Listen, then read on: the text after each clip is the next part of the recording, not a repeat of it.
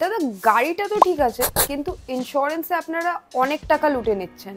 বাইরে এই same insurance আমি 30,000 সস্তায় পাচ্ছি কিন্তু।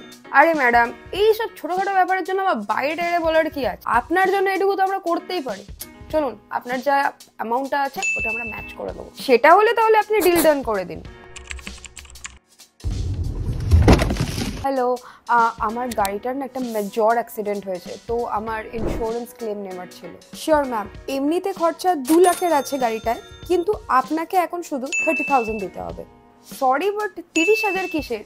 এই তো কিছুদিন আগে আমি এত ভালো ইন্স্যুরেন্স নিয়েছি with zero dep cover. Ma'am সেসব তো ঠিকই আছে, কিন্তু আপনার যে ডিলার আছে সে প্রিমিয়াম কম করার চক্করে 30,000-এর কম্পালসারি ডিডাক্টেবল দিয়ে দিয়েছে।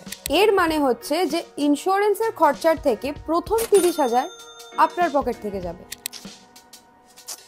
এবার তো আপনার ক্ষতি হয়ে গেল, কিন্তু পরের বার যাতে এমন ক্ষতি আপনার না হয় সেটার জন্য বিকি ফাইতি বাংলাটাকে ফলো করে নেবেন, অনেকটা হেল্প হবে।